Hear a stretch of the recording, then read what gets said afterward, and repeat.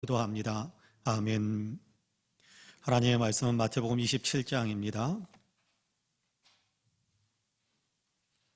마태복음 27장 45절에서 56절까지의 말씀을 우리 같이 봉독하겠습니다.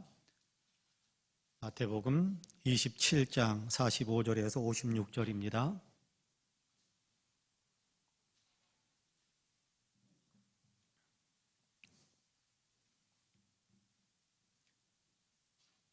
(27장) 45절에서 56절까지 우리 같이 봉독하겠습니다.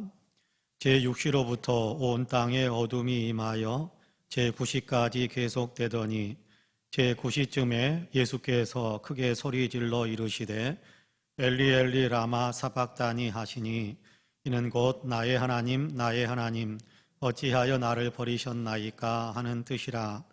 거기 섰던 자 중 어떤 이들이 듣고 이르되 이 사람이 엘리야를 부른다 하고 그 중에 한 사람이 곧 달려가서 해면을 가져다가 신포도주에 적시어 갈대에 꿰어 마시게 하거늘 그 남은 사람들이 이르되 가만두라 엘리야가 와서 그를 구원하나 보자 하더라. 예수께서 다시 크게 소리 지르시고 영원히 떠나가시니라. 이에 성소 휘장이 위로부터 아래까지 찢어져 둘이 되고 땅이 진동하며 바위가 터지고 무덤들이 열리며 자던 성도의 문이 많이 일어나되 예수의 부활 후에 그들의 무덤에서 나와서 거룩한 성에 들어가 많은 사람에게 보이니라. 백부장과 및 함께 예수를 지키던 자들이 지진과 그 일어난 일들을 보고 심히 두려워하여 이르되 이는 진실로 하나님의 아들이었도다 하더라. 예수를 섬기며 갈릴리에서부터 따라온 많은 여자가 거기 있어 멀리서 바라보고 있으니 그 중에는 막달라 마리아와 또 야고보와 요셉의 어머니 마리아와 또 세베대의 아들들의 어머니도 있더라. 아멘. 이 말씀에 큰 은혜가 있기를 원합니다. 할렐루야. 오늘 또 예배하면서 기도하시는 우리 사랑하는 모든 성도님들에게 하나님의 놀라우신 은혜와 크신 평강의 역사가 풍성하게 임하시기를 주님의 이름으로 간절히 축복합니다. 금요일 저녁입니다. 금요일 밤입니다. 예수님께서 십자가에 못 박히셔서 운명하셨던 바로 그날 금요일입니다. 금요일 저녁에 우리가 성금요일 또 이렇게 금요 심야기도에 우리가 함께 모였습니다. 바라기는 이 시간 우리의 마음이 주님을 향하여 온전히 열려서 주님을 더 마음에 깊이 품고 또 주님을 사랑하는 마음이 또 주님의 은혜에 감사하는 마음이 더욱 뜨거워질 수 있게 되기를 주님의 이름으로 간절히 축복합니다. 예수님께서 빌라도의 법정에서 사형 선고를 받으시지요. 사실 재판을 하기에는 너무 이른 시간이었습니다. 유대인들의 율법에 의하면 이렇게 사형을 선고하는 어떤 그런 재판을 이렇게 내리거나 그런 어떤 재판을 진행할 때가 되면 해가 떠 있는 시간에 하도록 그렇게 지시하는 율법의 해석에 대해서 탈무드라는 이런 곳 해석된 내용들에 보면 그런 어떤 가르침이 있습니다. 근데 율법을 지킨다라고 자기들을 주장했던 유대인들이 자기들이 이렇게 지킨다고 말했던 그 율법을 어기면서 예수님을 사형시켜 달라고 몰아붙였기 때문에 그렇기 때문에 빌라도가 예수님을 사형 선고 내리는 그런 순간이 있었지요. 예수님은 십자가 처형을 받기 위해서 자기 십자가를 짊어지고 골고다의 길을 걸으셔야 했습니다. 지금도 예루살렘에 가면 예수님께서 빌라도의 법정에서 골고다까지 올라가셨던 그 길의 흔적이 남아 있습니다. 비아 돌로로사 그렇게 명칭이 붙어져 있죠.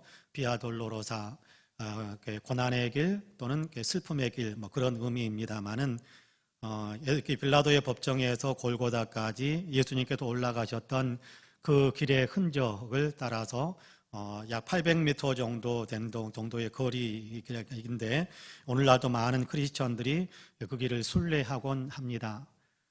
여러분도 가능하시면 한 번쯤 가보시는 것이 영적으로 성장하는 데 도움이 되지 않을까 그런 생각을 합니다. 저는 오래전에 다녀왔는데 그때는 미처 준비하지 못한 상태에서 갑작스럽게 성지순례를 가는 바람에 준비하지 못하고 가서 많은 것을 보았지만 느끼지 못했고 또 보았지만 본 것 같지 않게 그렇게 흘려보냈던 걸었던 일들이 참 많았는데 기회가 되면 한번 꼭 가서 다시 비아 돌로로사 순례길을 짧은 거리지만 한번 다시 걷고 싶다라는 그런 마음에 간절한 소망이 있습니다.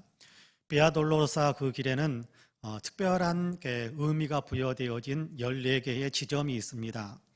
예수님께서 걸으시면서 뭔가 의미 있게 거기에서 모션을 취했고, 예수님께서 걸으시면서 거기에서 뭔가 사건이 있었던 그 지점들을 여러 가지 역사적인 탐구들, 구전으로 내려왔던 여러 가지 것들을 다 이렇게 정리해서 아주 오래전부터 그 14지점에 표시를 하고, 또 때로는 어느 지점에는 예배당을 짓고 그렇게 교회를 세우고 성정을 세우고 그리고 그렇게 기념하는 일들이 많습니다. 제1지점은 예수님께서 십자가 사형 선고를 받으신 빌라도의 법정입니다. 그리고 제5지점은 구레네 사람 시몬이 예수님의 십자가를 골고다 언덕까지 대신 지기 시작한 바로 그 지점입니다.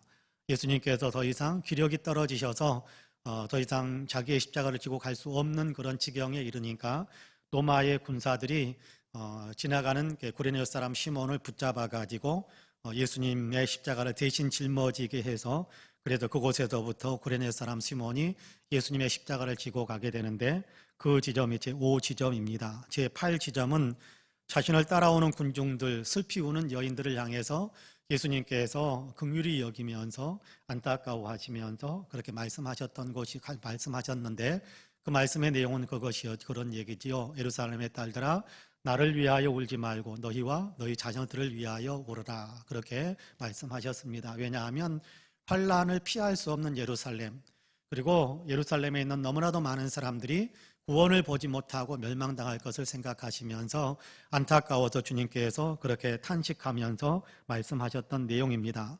제10지점부터 제14지점까지는 예루살렘 그 꼭대기 쪽에 올라가면 성묘교회라는 커다란 아주 넓게 지어진 성묘교회라는 곳이 있는데, 그 성묘교회 안에 다 포함되어진 곳입니다. 제10지점은 예수님께서 올라가셔서 그곳에서 십자가에 못 박기 전에 예수님의 옷을 벗기는 그런 장면이 성경에도 기록이 되어져 있는데, 예수님의 옷을 벗기는 장면이 제10지점입니다.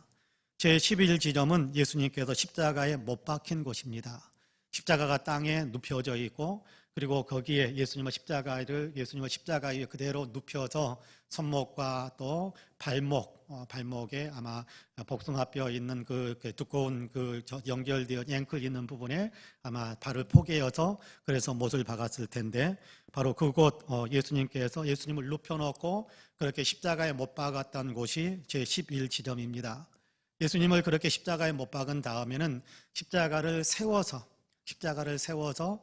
그렇게 예수님의 십자가를 이렇게 내리는데, 일부러 이렇게 십자가에 충격이 많이 가도록 십자가에 이렇게 조심해서 세우는 것이 아니라, 십자가에 매달려 있는 사람이 충격을 최대한 많이 받게 하기 위해서 십자가를 세우는 사람들이 십자가를 약간 들었다가, 여러 사람이 군사들이 덤벼들어서 하는 거니까 약간 들었다가 십자가를 세울 수 있도록 그렇게 이렇게 홈 같은 곳을 만들어 놓은 거기에 콩 내리 찍습니다. 그러면 발목이고 그러면 손목이고 못이 박힌 그 부분들은 더 심각하게 찢어지는 그 고통을 겪으셔야 했는데, 바로 그 11지점, 예수님께서 십자가에 못 박힌 곳입니다. 이렇게 눕혀지고, 그리고 십자가에 못 박히고, 그리고 이제는 십자가를 세우는 곳으로 12지점에 이제 이동이 되어지는데, 12지점은 예수님께서 십자가에서 죽으신 곳이지요. 십자가에 그대로 이제 죽으시는 곳인데, 예수님께서 못질을 당하시고 쿵소하면서 그곳에 이제 세워진 십자가에 매달린 채 예수님께서 숨을 거두시는 그 지점입니다. 13지점은 아리마대 사람 요셉이 예수님의 시신을 달라고 해서 시신을 내려서 바닥에 잠시 내린 곳입니다.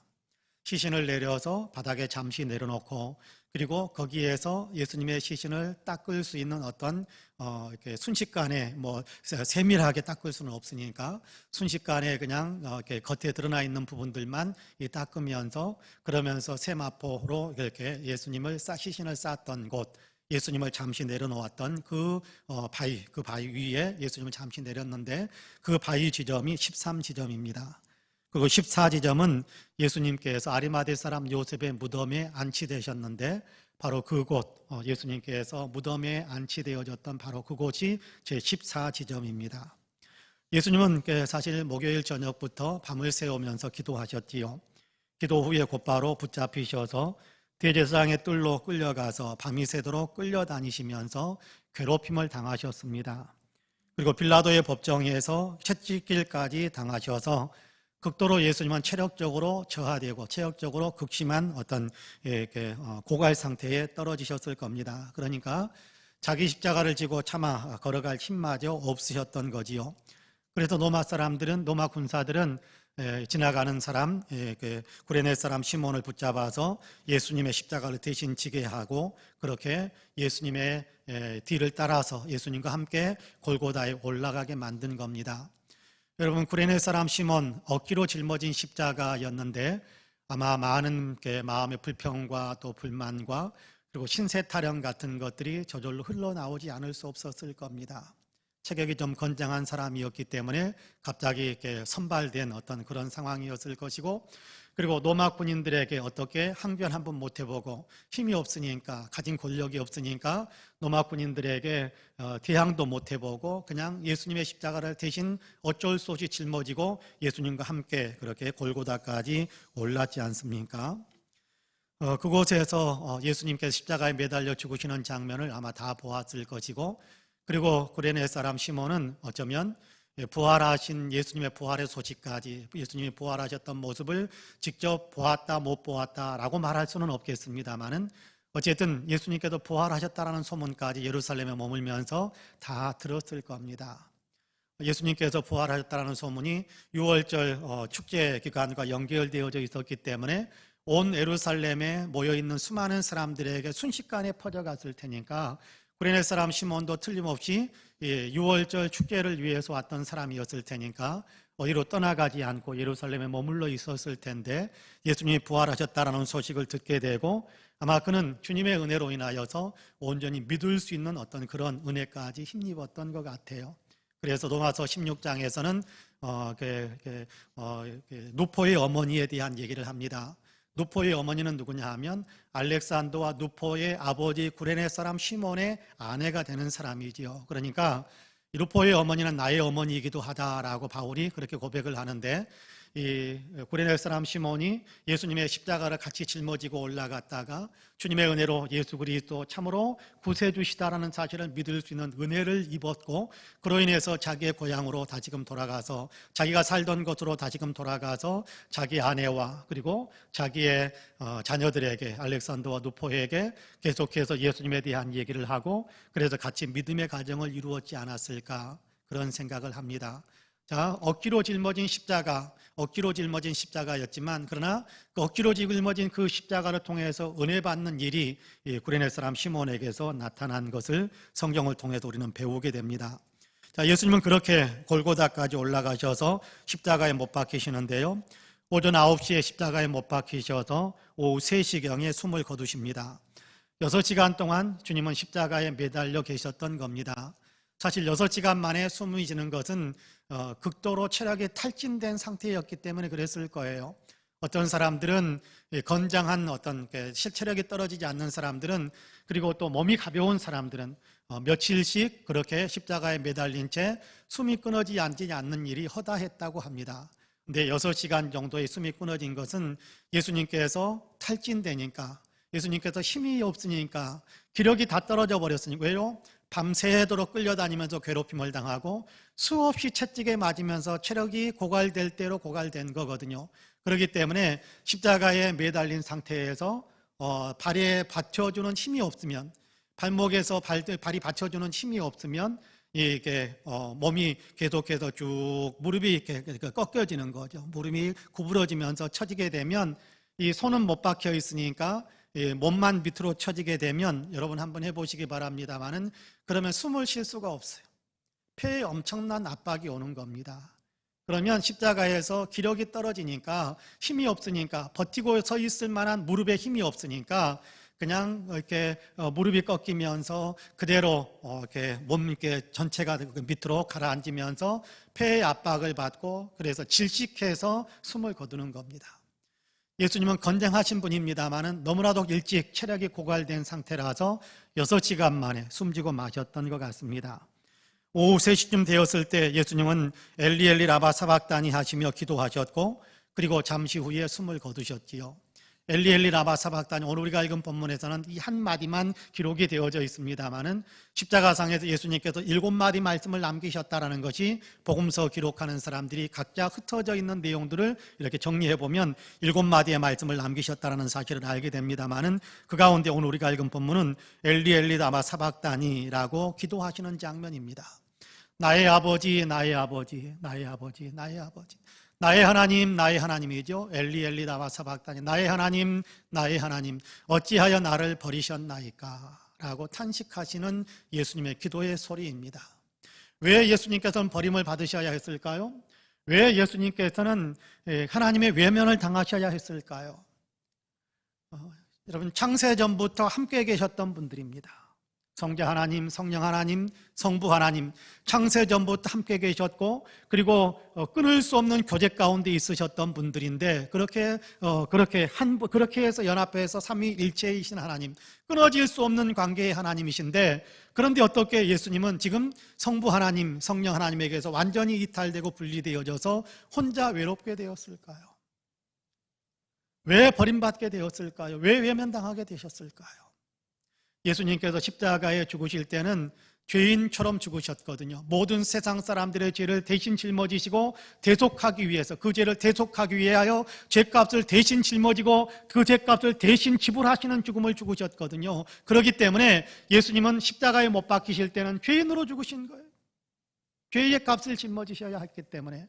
하나님은 의로우신 하나님, 거룩하신 하나님, 죄를 차마 용납하지 못하시는 하나님이시기 때문에 죄의 이 모든 책임을 짊어지고 그렇게 십자가에 매달려 계신 예수님을 하나님께서는 죄가 있기 때문에 외면하지 않을 수가 없는, 죄가 있기 때문에 버리지 않을 수가 없는 상황이 된 겁니다. 예수님은 자기의 죄도 없으시면서 왜 죄인으로 그렇게 외면을 당하시는 겁니까? 바로 저와 여러분, 우리 모두의 죄를 예수님께서 대신 짊어지셨기 때문에 끊어질 수 없었던, 영원토록 끊어질 수 없었던 그 삼위일체 하나님의 그 연결고리에서 끊어지고 외면당하시는 그런 일을 겪으신 거예요. 할 수만 있으면 이 잔이 내게서 지나가게 하옵소서라고 예수님께서 기도하실 때 가장 고통스럽게 여기셨던 것은 바로 그 부분이거든요. 하나님께 외면당하는 것, 아버지와 관계가 끊어져 버리는 것, 이것만큼 고통스러운 것이 없기 때문에 이 부분에 대한 아픔 때문에 이 잔을 내게서 지나가게 하옵소서 탄식하며 기도하기도 하셨고, 오늘 우리가 읽은 본문 속에서는 그 일이 실제로 그렇게 이루어지니까 엘리 엘리 라마 사박다니 탄식하시면서 기도하시면서 그렇게 예수님께서 숨을 거두셨습니다. 예수님께서 숨을 거두시니까 놀라운 일들이 일어났다라는 얘기를 지엽적으로 그렇게 표현한 것처럼 우리가 있습니다만은 성경에 명확하게 기록된 내용들이 있지 않습니까? 예수님께서 숨을 거두시니까 놀라운 일들이 일어났다라고 성경은 가르쳐주고 있습니다.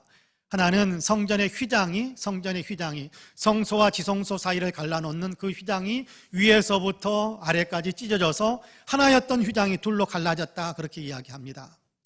히브리서에서는 휘장 사이로 열어놓은 새롭고 사일길, 그렇게 우리에게 이야기하거든요. 휘장 너머로는 누구든지 건너가지 못했습니다. 휘장 너머로 아무나 건너갔다가는 그곳에서 하나님의 엄청난 진노를 사게 되고 그래서 죽음을 당하게 되고 마는 것인데, 그런데 그 휘장을 주님께서 이제는 찢으셨어요. 길을 여셨어요. 하나님께 나아갈 수 있는 길을 만드셨어요. 예수님이 죄의 모든 것들을 짊어지셨기 때문에 죄인이 아닌 상태로 하나님께로 나아갈 수 있는 길을 만들어 주셨다는 사실을 가르쳐 주시기 위하여 휘장을 둘로 찢어 놓으시고, 하나님께서 휘장을 둘로 위에서부터 아래로 찢어지게 만드시고, 그래서 그 앞으로 누구든지 이제 예수 그리스도를 공로를 힘입어서 누구든지 그 휘장 사이로 하나님 앞에 나아가 생명을 얻게 되는, 살 길을 얻게 되는 그 살 길이다라고 우리에게 분명하게 가르쳐주고 있습니다. 예수님의 죽으심이 하나님 앞에 나아갈 때 우리에게 살 길을 열어주시는 생명의 길이 되었다라는 얘기지요. 그리고 계속해서 성경은 이야기를 합니다. 땅이 진동하고 바위가 터지고 죽었던 사람들 가운데 다시 살아난 사람들이 있었다. 그래서 예수님이 부활하신 다음에 그들이 무덤에서 나와서 그래서 함께 또 성 안에 들어가서 자기가 부활한 모습을 보여주는 일들이 일어나기도 했다라고 합니다. 그런데 여러분, 우리는 우리의 무덤을 자꾸만 생각하기 때문에 그러면 그 무덤이 어떻게 열렸을까라는 어떤 궁금증을 가질 수도 있겠습니다만은, 예수님의 무덤처럼 유대인들의 무덤의 어떤 모양은 동굴 같은데 또는 바위 같은 데다가 움푹 굴을 만들고 그렇게 안을 파내고 그 앞을 돌로 막는 겁니다.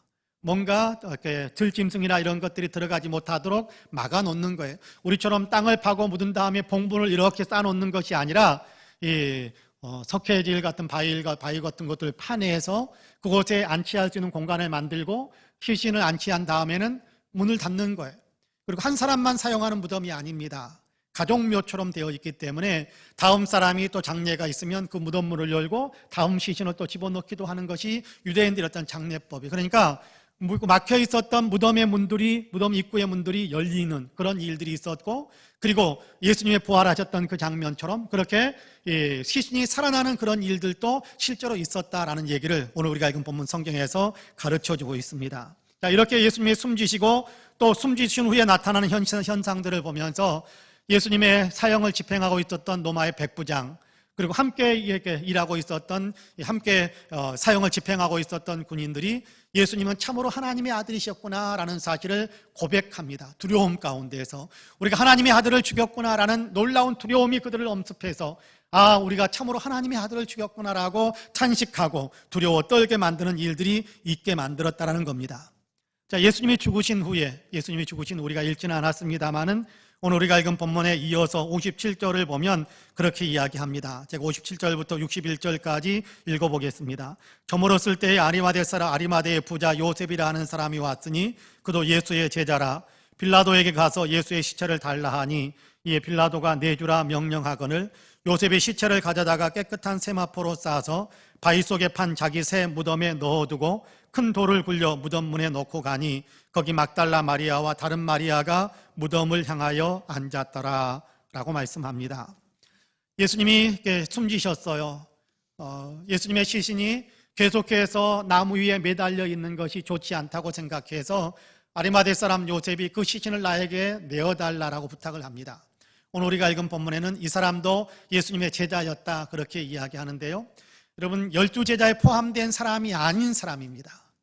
12제자는 가까이 오지도 않고 지금 사라져버렸지만, 그런데 아리마대 사람 요셉, 자기를 숨기고 있었던, 내가 예수님의 제자, 예수님을 따르는 사람이다라는 사실을 숨기고 있었던 사람이 자기의 어떤 신분을 드러내면서, 자기의 정체를 드러내면서 이제 빌라도에게 가가지고 예수님의 시신을 달라라고 요구합니다.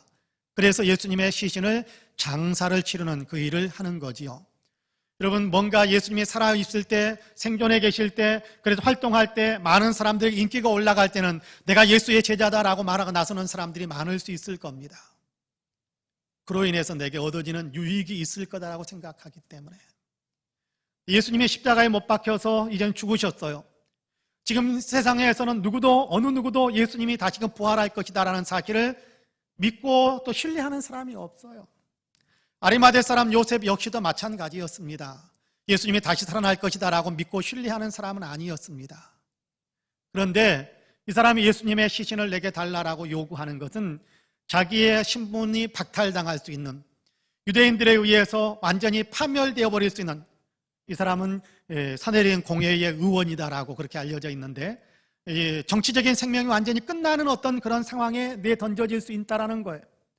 유대인들은 예수님을 십자가에 못 박아라라고 외쳤는데 그 못 박힌 예수를 따르는 사람으로 내가 예수님의 시신을 받아서 장사를 치르겠다라고 나선다면 이 사람은 다시는 자기의 어떤 정치적인 영향력, 사회적인 지위를 더 이상 누리지 못하는 처지로 내몰리게 될 것이 뻔한 일입니다. 그럼에도 불구하고 불리히 당할 것을 각오하고 예수님께 나아가 빌라도에게 나아가서 예수님의 시신을 달라고 해서 예수님의 시신을 장사 치르는 그런 일을 감당한 겁니다. 여러분, 얼마나 아름다운 모습이고 얼마나 위대한 모습입니까? 여러분, 우리가 예수님의 십자가의 의미를 이 사람들은 그때 당시에는 정확하게 몰랐음에도 불구하고 그렇게 예수님을 사랑하는 마음 하나 가지고 그 일을 행했다고 한다면, 오늘 예수님의 십자가의 의미를 알고 예수님은 죽음에서 끝나는 것이 아니라 부활하셨고 우리에게도 부활의 생명의 놀라운 약속을 공급해 주신 분이다라는 사실을 아는 그런 은혜를 받은 우리라고 한다면, 아리마대 사람 요셉처럼 아리마대 사람 요셉보다는 더 주님을 사랑하는 마음이 우리에게 있어야 되지 않을까라는 생각을 합니다. 여러분, 그렇지 않습니까? 예수님의 십자가의 죽음은 나를 위한 죽음이다. 아리마대 사람 요셉은 아마 그렇게까지 생각하지 못하는 상태에 있었을 거예요. 그러나 우리는 예수님의 십자가의 죽음은 나를 위한 것이다라는 사실을 압니다. 아리마대 사람 요셉은 예수님이 다시 살아날 것이다라는 희망을 갖고 있지 않은 사람입니다. 그럼에도 예수님의 시신을 달라고 해서 그렇게 예수님을 장사 치르는 그런 일을 하는 사람이었습니다. 우리는 예수님께서 다시 사셨다는 사실을 알고, 예수님께서 승천하셨다는 사실도 알고, 예수님이 다시 오실 것이다라는 사실도 알고, 그때에 우리를 영광 중에 하나님 나라로 이끌어 가실 것이다라는 사실까지 압니다. 그렇다고 한다면 아리마대 사람 요셉이 예수님을 위해서 희생하고 헌신하는 것, 그 이상의 아름다운 헌신과 희생이 우리에게서는 나와야 되는 것이 아닐까라는 생각을 해봅니다. 왜요? 우리는 더 많이 아니니까. 우리는 더 많이 알고 있으니까. 예수님의 사랑, 예수님의 희생, 예수님의 어떤 영광, 우리는 모든 것들을 더 많이 알고 있으니까. 이걸 모르고 있는 사람들도 예수님을 사랑하고 예수님을 위해서 자기를 헌신하고 희생하는데, 이걸 다 아는 사람이라고 한다면 얼마나 더 주님을 사랑하고 주님을 위해서 내 자신을 부인하고 주님께서 말씀하신 것처럼 내 십자가를 지고 주님의 길을 따라가려고 하는 그런 마음이 결단이 우리에게 더 든든하게 서야 할 것인가라는 것을 우리가 한 번 더 생각해 봐야 되지 않을까라는 생각을 하는 겁니다. 금요일입니다. 예수님께서 십자가에서 죽으신 날이기도 하지요. 지금 시간이라고 한다면 예수님은 지금 십자가에서 죽으신 상태로 그냥 누워 계시는 겁니다. 내일 토요일 안식일이죠. 구약성경대로 따진다면 안식일이죠. 예수님은 그냥 평안히 안식하셨고, 그리고 예수님께서는 말씀하신 대로 3일 만에 주일이 되면, 일요일이 되면 예수님께서는 다시금 부활의 생명으로 우뚝 일어서셨습니다.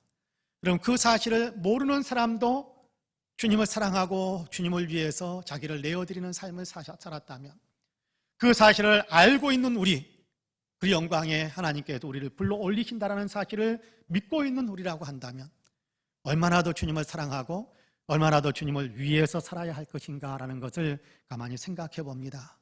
가만히 우리는 고난의, 주님의 십자가의 고난의 길들을 생각하면서 그냥 아픈 것처럼, 그리고 마음의 고통을 느끼게 하는 것처럼 쥐어짜는 어떤 그런 것이 아니라, 그런 어떤 고난주간 금요일이 아니라 주님을 위해서 내가 살겠습니다라고 적극적으로 나아가는, 주님이 나를 사랑하신 것처럼 나도 주님을 사랑하면서 그렇게 주님을 위해서 포기하고 주님을 위해서 부인하고 주님을 위해서 헌신하고 주님을 위해서 희생하더라도 주님을 위해서 살겠습니다 라는 어떤 그런 마음의 결단들이 새로워져야 되지 않을까라는 생각을 하는 겁니다. 그런 의미에서 저와 여러분은 금요일 저녁 오늘 기도하시면서 마음의 결단들을 다 새롭게 할 수 있게 되기를 간절히 소망합니다. 주님, 나를 위해 죽으신 주님을 사랑하고 나를 위해 죽으신 주님께 감사하면서 나도 주님을 사랑하고 나도 주님께 감사하는 마음이 있기에 주님을 위해서 살겠습니다 라는 거룩한 결단이 우리 모두에게 있게 되기를 주님의 이름으로 간절히 축복합니다. 아멘. 기도하겠습니다. 은혜로우신 하나님, 예수 그리스도로 우리에게 오셔서 자신의 생명을 내어주시면서 우리를 죄에서 구속하시사 구원받아 하나님 나라에 들어갈 수 있는 천국 백성이 되게 하셔서 감사합니다. 주님께서 고난당하신 것들을 기억하면서 저희들이 사순절을 지내오고 또 고난주간을 우리가 또 살아왔습니다. 오늘은 주님께서 고난당하시는 그 마지막 순간, 십자가에 못 박히셨던 바로 그 금요일 저녁에 저희들이 주님 앞에 엎드려서 주님이 우리에게 베푸신 사랑과 주님이 우리를 위해서 어떻게 당하셨던 그 헌신과 희생과 고통들을 우리가 가만히 생각합니다. 우리의 마음에 주님이 나를 위하여 고난당하셨구나라는 아픈 마음이 있고, 또 그로 인해서 우리의 마음이 짠해지는 어떤 그런 마음들이 있는 것도 사실입니다. 그러나 우리가 예수 그리스도를 나의 주님으로 믿기에 하나님 마음 아프고 또 짠해지는 어떤 그런 마음으로서만 그쳐지는 것이 되지 않게 하여 주시고 여기에서 조금 더 적극적으로 나아가서 주님이 나를 사랑하신 것처럼 나도 주님을 사랑하고 주님이 나를 사랑하신 것처럼 이웃을 사랑하라고 하셨으니 우리도 이웃을 사랑하라는 주님의 말씀에 따라서 진짜 사랑하면서 살아가는 그런 마음을 품을 수 있도록 주님께서 우리에게 은혜를 더하여 주옵소서. 무엇보다도 예수 그리스도의 생명이 우리 가운데 하나님께 역동적으로 하나님께 약동할 수 있도록 도와주셔서 그로 인해서 우리에게 예수의 생명이 나타나는, 우리에게서 이제 예수의 생명이 밖으로 나타나는 그런 삶을 살아갈 수 있는 우리 모두가 되게 하여 주시기를 원합니다. 내가 살아서 움직인다면 주님이 우리를 통해서 나타나지 못할 텐데 하나님, 내 자아가 죽음으로 인하여 주님이 나를 통해서 주님을 나타내시는 거룩한 삶을 살아갈 수 있는 우리가 될 수 있게 하여 주시어서 우리가 세상에서 그리스도를 나타내고 세상에서 예수 그리스도를 높이면서 살아갈 수 있는 아름다운 제자의 길을 걸어갈 수 있는 우리 모두가 되게 하여 주옵소서. 이 시간 기도할 때 성령으로 우리를 감싸 안아 주시고 우리의 결단이 더 깊어지고 뜨거워지고 실천하는 것으로 함께 달려갈 수 있는 결단이 될 수 있도록 주께서 역사해 주옵소서. 이제는 우리 구주 예수 그리스도의 은혜와 아버지 하나님의 놀라우신 사랑과 성령님의 감동 감화 충만케 역사하심이 금요일 저녁 주님 앞에 머리를 조아리며 십자가의 길 주님께서 우리를 위해 걸으셨다는 사실을 기억하면서 믿으면서 주님을 더욱 사랑하며 또 감사하면서 살겠노라고 마음에 굳게 다짐하는 우리 사랑하는 모든 성도님들과 가정과 가족들 행하시는 일들 위해 아름다운 신앙 공동체 우리 송파은혜교회 위에 이제로부터 영원토록 함께 하시기를 간절히 축원하옵나이다. 아멘. 우리 함께 기도하시겠습니다.